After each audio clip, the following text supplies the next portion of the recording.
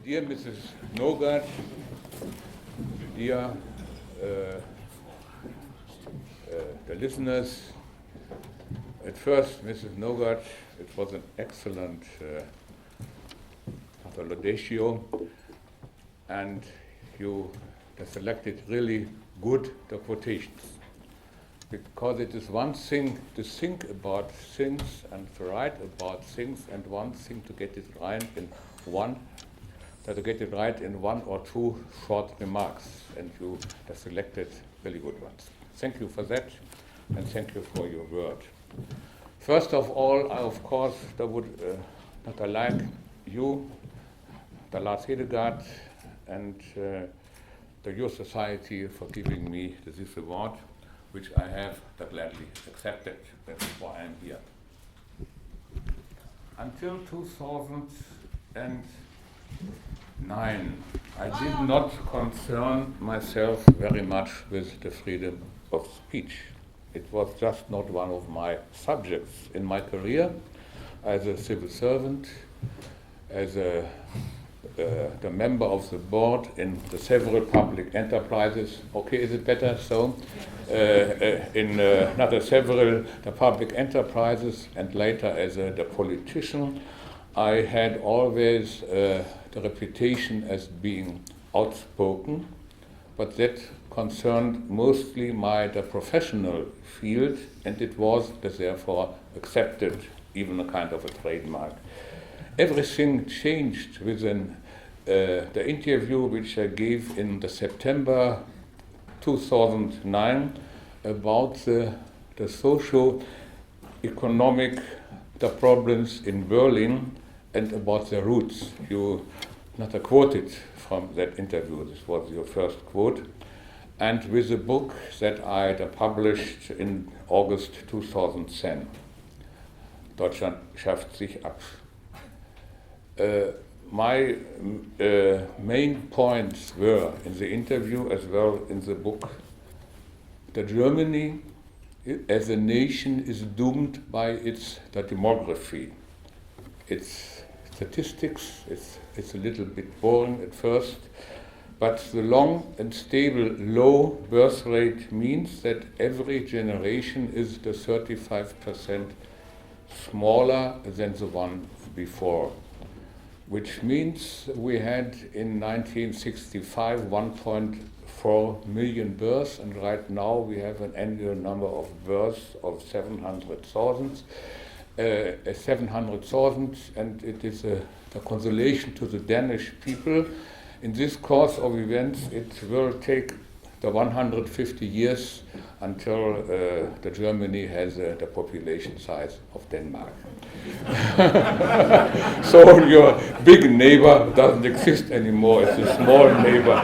Then, but because you go the same way, you will then have around 500,000 or something like that. Of course, things always change. One cannot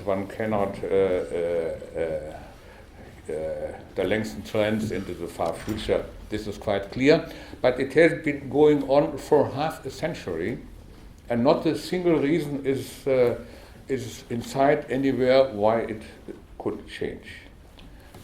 This was the first point. The second point is, and this is still, the first point had nothing to do with immigration, and the second point has also nothing to do with immigration. The brightest people have the fewest children. This has many reasons, but it is a fact, and I'm afraid it's a fact also in Denmark. Yes.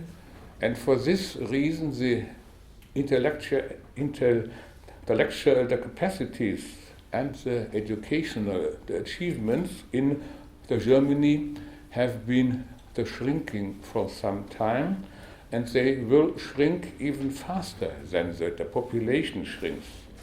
Because, as I said, the brightest parents get the fewest children. This is no danger for the far future. This process is in full swing already. We don't notice it yet because the generation with the highest birth number, 1964, is now just 48, 49 years old. Third, that kind of immigration that we do have in Germany, mostly from the Islamic countries, in Africa and in the Middle East, does not solve the problems which are caused by the first two reasons. It aggravates these problems. Reasons for this are the Islamic, the cultural, the background, and the poor average educational achievement and performance of these groups. This is consistently in all countries in Europe far below the European average, as the PISA tests show. As the PISA tests show, this is true even in the second and in the third generation. Well, those conclusions are of course controversial, and I intended them to be controversial. In matters of society, that is also true. There is no such thing as one absolute truth. There are always many ways to look at things, and I'm the first to admit this. I had expected and also to some degree hoped for the controversial discussion, but nothing had prepared me for the public storm that broke loose upon the publication of my book. I was accused of advocating biological determinism, whatever that is. I was labeled a social Darwinist. I was labeled a racist, as a matter of course.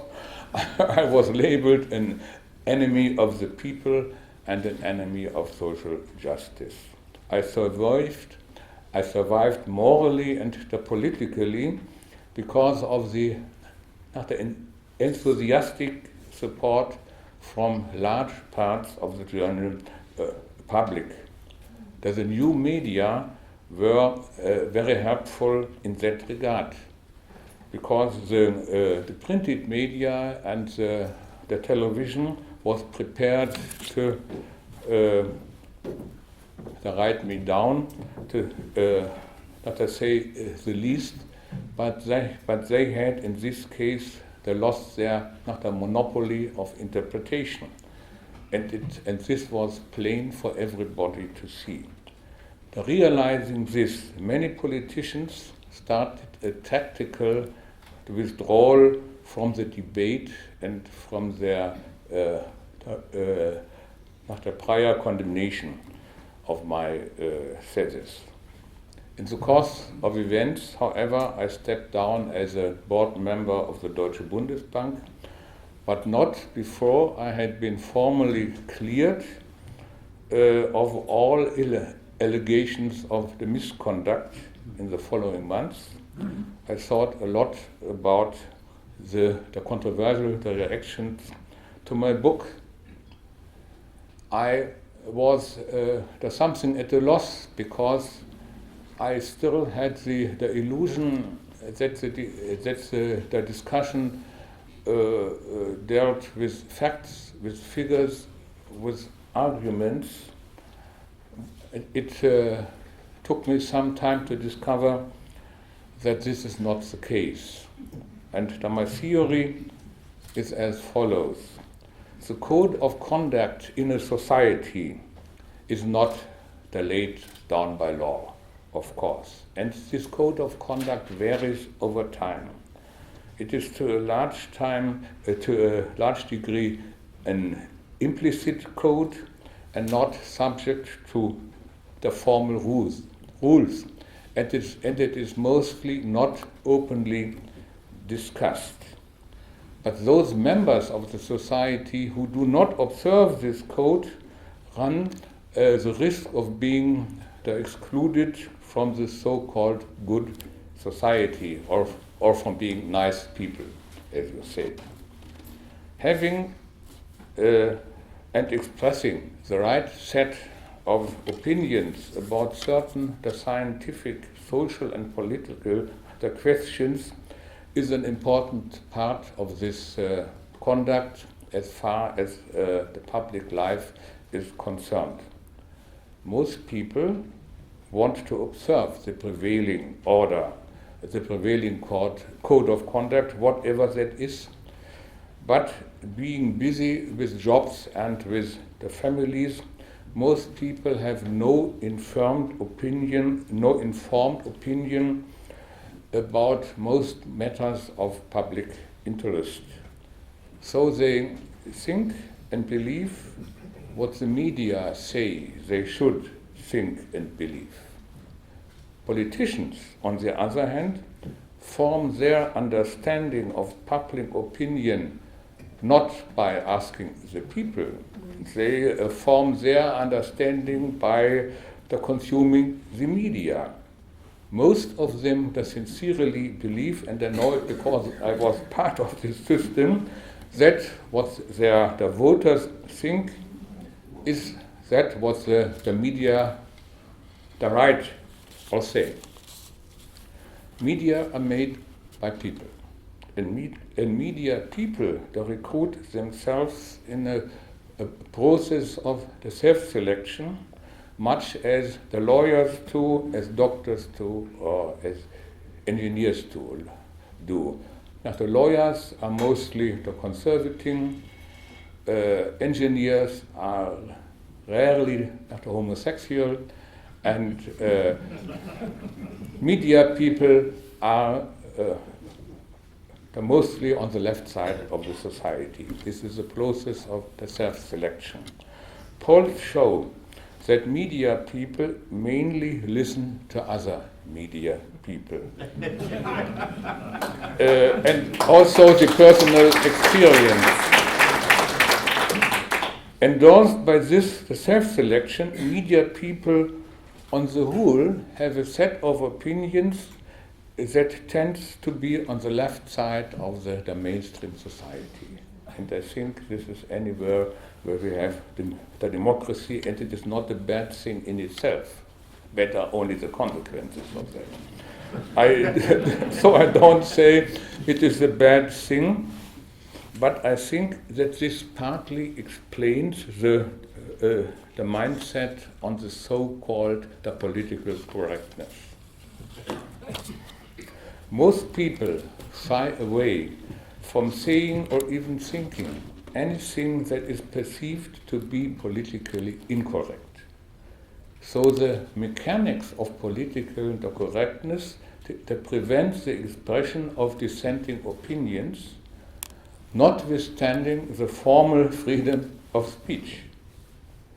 It even stops the generation of incorrect thoughts, because most people feel the necessity to be at ease, at an inner ease with the mainstream of society. The prevailing themes of political correctness, of course, change over time. But at any given time, they are deeply ingrained in the, to some degree, unconscious mindset of the political class and of the media. Reflecting on the reaction to my book, I identified 13 themes which constitute the main body of political correctness in Germany, but maybe it's the list is all so fitting for Denmark. You might decide on yourself. My book violated the single of this list of the political correctness, which I discovered only afterwards. Here is the list of political correctness in Germany. I think the list describes the truth, but it takes some humor or irony to understand it fully. And it is one sign of political correctness that it is completely void of humor or of irony.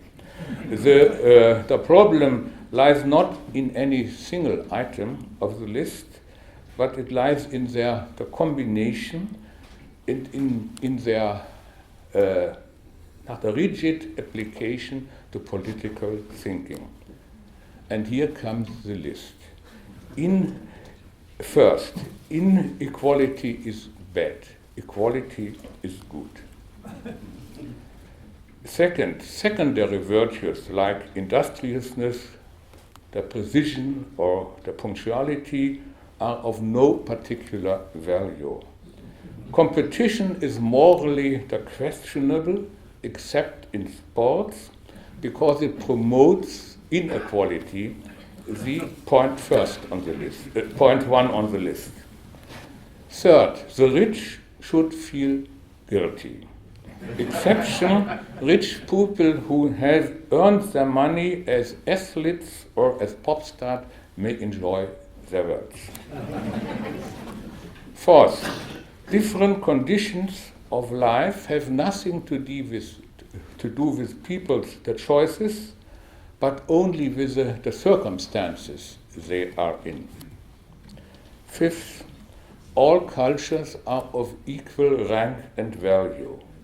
Especially the values and the way of life of the Christian Occident and of the Western industrialized nations should not enjoy any preference. Those who think differently are, of course, the provincial and xenophobic. Six, Islam is a religion of peace. Those who see any problems with immigration from Islamic countries are guilty of Islamophobia. This is nearly as bad as anti-Semitism. Seventh, Western industrialized nations carry the main responsibility for poverty and the backwardness in other parts of the world. Eighth, men and women have the natural differences except for the physical signs of their sex. Ninth, the human abilities depend mainly on training and education. The differences which are inherited play hardly any role.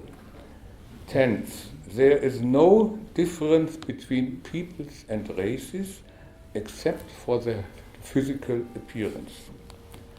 11th, the nation state is an outdated model. National identities and peculiarities have no particular value. The national element is as such is rather bad. It is at any rate not worth preserving. The future belongs to the world society. 12th, all people in the world do not have only equal rights. They are in fact equal. They should at least all be eligible for the benefits of the German welfare state. 11th, children are an entirely private affair. Immigration takes care of the labor market and of any other demographic problem. So far this list. In this condensed form, it may sound like a joke, but it is not a joke. If you read the papers, you see it's obviously in nearly everybody's head who is writing there. These are the hidden axioms of the prevailing political mindset in Germany, as well as in many other industrialized countries as I see them. Every item on this list has a high emotional value for those who believe in it. The core of the problem is partly moral and partly ideological attitudes are taken at face value and are mixed up with reality. It is a permanent task, I'm afraid, to sort that out. It makes me faintly optimistic, though, that after all that the turmoil, I am still morally alive and not as a person and author ignominiously buried and forgotten. That had certainly been the intention of the vast majority of the political and of the media class, but for once the general public disagreed. This in itself is of course a matter of the satisfaction, not only for me, but for many people in Germany. Quite interesting was the experience with the second book, Nach der Europa braucht den Euro nicht, which was published in May 2012. In this case, nobody could deny that I am an expert on the matters I wrote about.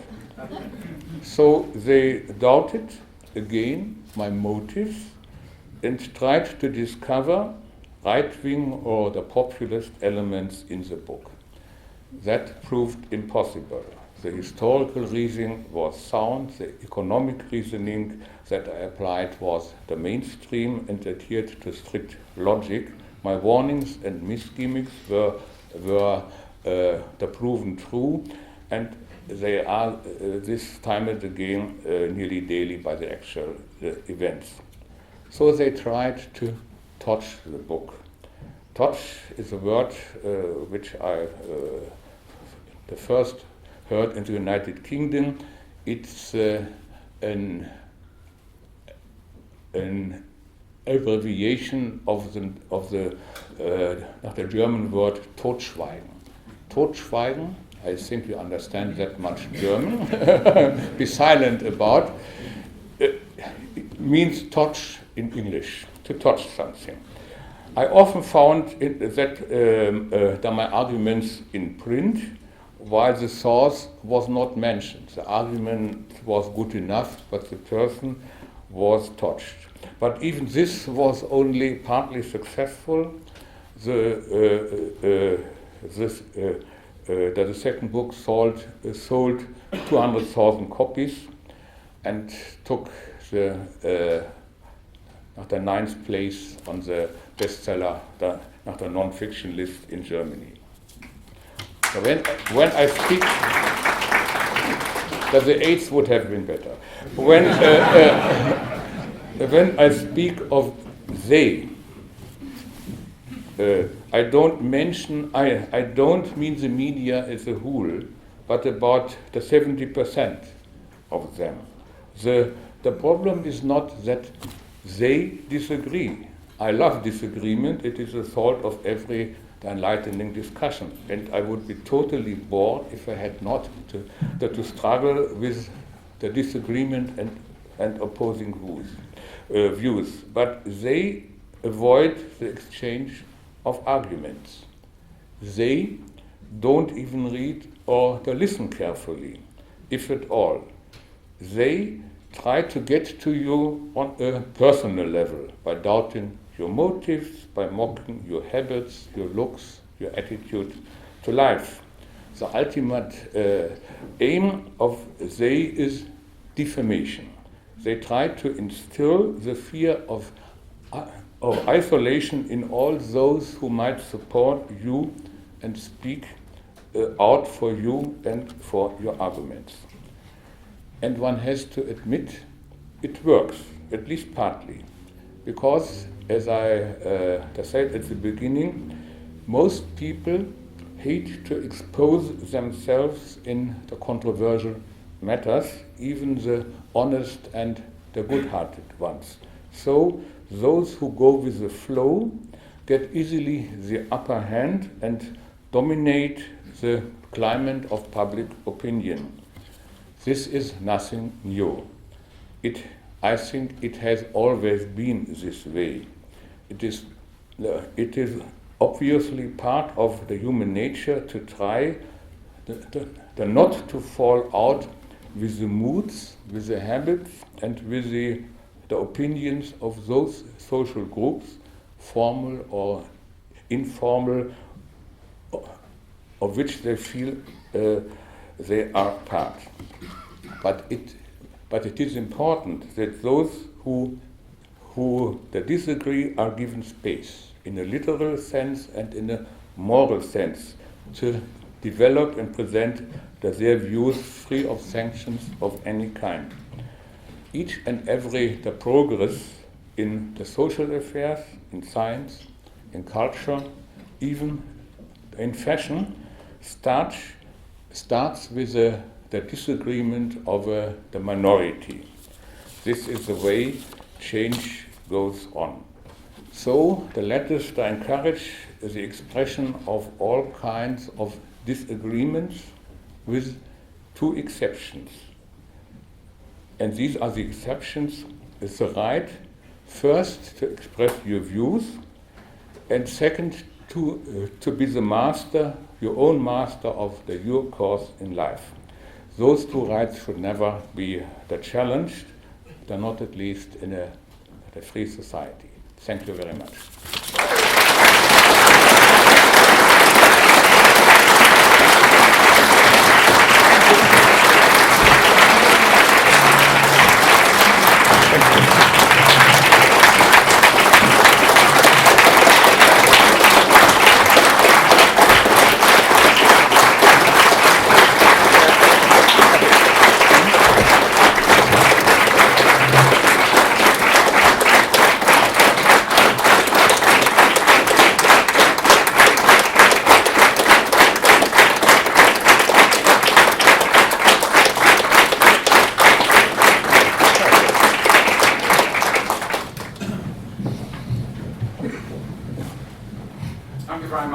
Thilo Sarrazin. There'll now be time for some questions. You can address them to somebody with a microphone. Thilo Sarrazin will stay on the podium. Who has a question?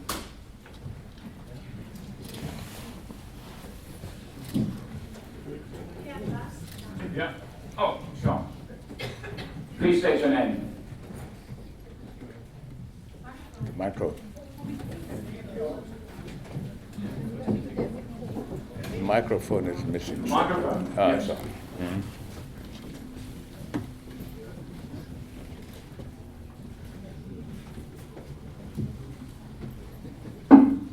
Now it works. It's first gentleman. My name is Kim. I want to thank you for a good speech. It's not loud enough. Please speak into the microphone. Thank you for a good speech. I will ask you, is it compatible with your political views being a social democrat? Because the social democrats that we know in Denmark, they are some sort of in favor of free immigration to a certain degree and easy access to social benefits. So I wonder, what you're saying sounds very plausible, but it doesn't really fit with your political views otherwise. Well, I joined the Social Democratic Party in 1973. It was a time when the Ostpolitik by Willy Brandt was going on. This was the one reason for joining the party. And other reasons were, as an economist, I believe in a strong government. And as an economist, I also believe in a fair amount of the redistribution. And I also believe in fair opportunities for everybody and in a good educational system.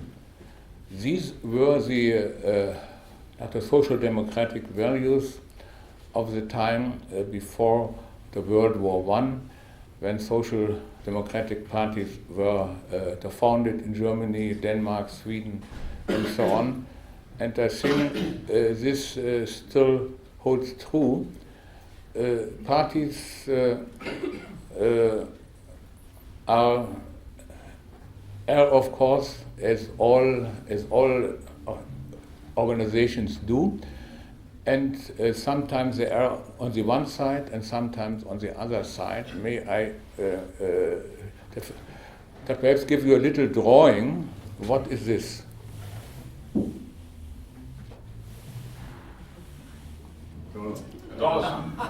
That this is a party line, and that are the dissenters. Right, thank you. There was a gentleman over there, and then down there and there, number 3. Yes? Yeah. My name is Tunja Mishra. I come originally from India. Thank you for a wonderful speech. what I see coming from that part of the continent is that there is a need of a historical debate on Islamization.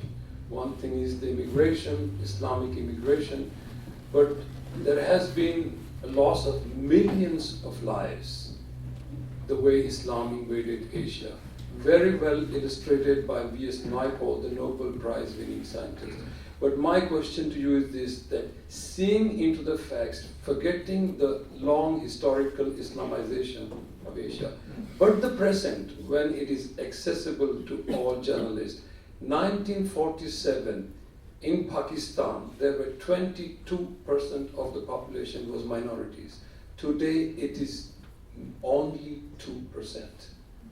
20% of population is gone. Isn't that a stuff for the so-called left-wing media people to highlight? Why is it so? And I think that there is a need for not only economic argument, but historical analysis. How do you think, or don't you think this is also relevant for Europe to take that into account? Well, it is of course relevant. This was partly because I wrote my book, but it's unfortunately the case that the knowledge of history is dwindling. It is dwindling in the schools, in the educational system.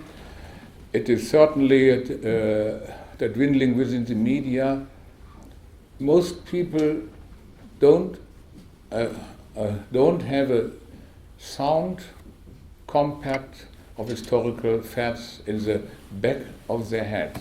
And if you do not have that, every article, the commentary in the media seems to be in itself convincing. If you know nothing about Islam, then you are dependent on the information who is given to you in a specific article, and as long as this article in itself seems to be not sufficiently convincing, one says, okay, this is the truth.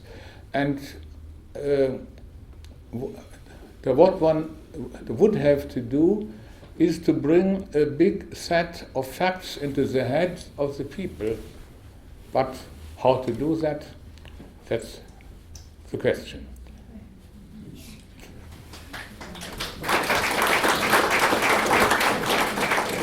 Hello, Mr. Sarrazin. I was just asking, you were a member of the board of the Deutsche Bundesbank, and you were somehow forced to retire, but as far as I know, no one could fire you. So why did you step down? Well, that's a good question. I stepped down because the public, the pressure that was being exercised on me made it for me impossible to do the work as I thought or think they should be done. And also I was unable to express myself clearly enough on the matters which we discussed today.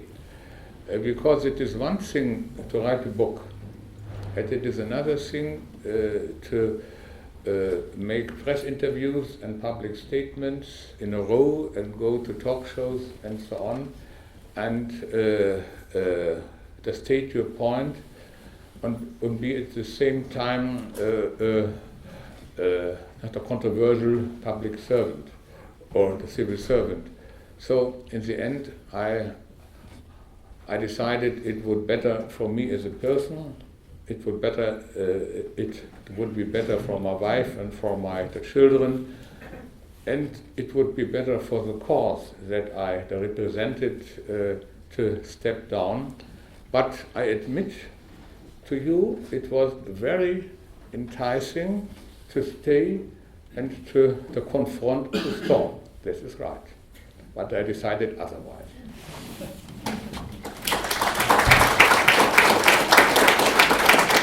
Mr. Bertelslev, would you kindly tell us how your first book avoided to be suppressed and never come out? Because that's very important for the Danish press and all of us. How my first book avoided? Yeah, this was quite simple. I had written several books in my life. The last one in 1996 about the euro. It was my first book about the euro, but these books had not a moderate success. This means they went largely unnoticed. So, when I was finance minister in the state of Berlin, I of course concerned myself with the reasons for the financial the problems of Berlin, and when I had success in my office, I started to address those reasons publicly, and then I was in the midst of a discussion of the German welfare system. And this made me not a controversial figure. This was at the beginning of 2008, and then after several publishing houses came to me and wanted me to write a book about the welfare state. And I answered always, if I write what I think, then I can't hold a political office anymore, so I can write these books only after I have resigned from my political office. That I did in 2009 and went to the Deutsche Bundesbank, which was not a political appointment. So, and one publishing house had, in the end, convinced me by being stubborn and asking again and again. So I said, okay, I will write this book, but I will write it only when I am safely away from politics, and it may take some time. And then I had this interview in the fall of the 2010, and it caused such a public stir that I decided to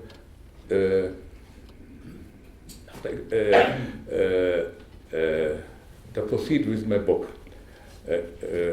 And then the book was published, and then the course of events took their course.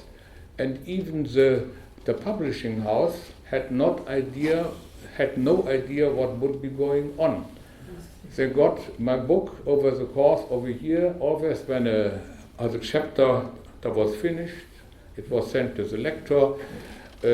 What can I change? What do you think? Mostly came the answer, oh, it is too long, it's too complicated, and it's hardly interesting for the public. And only after all 8 chapters had been written, they had an idea that this book might be controversial, but it was not more but a vague idea. The first edition had the 25,000 copies.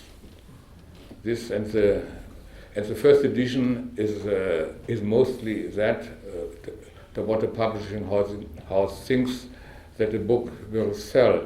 And the first edition was sold out after 2 days. And the publishing house was surprised, and so was I.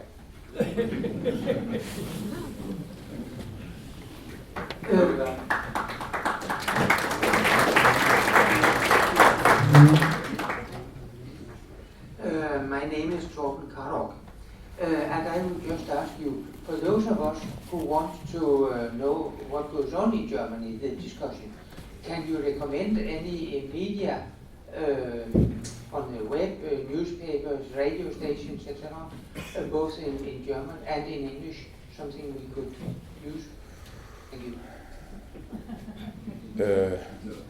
There are some good there's some good blogs. For example, if you take die Achse des Guten, it's a blog which is not pretty good, and there you find some the very helpful commentaries, and there the newspaper which is not relatively neutral is the Frankfurter Allgemeine Zeitung. It's still it's good. Not always my opinion, but still they're very balanced and good. The periodical which is published weekly is the Wirtschaftswoche. It is an economic periodical. So not all is bad in the German media landscape.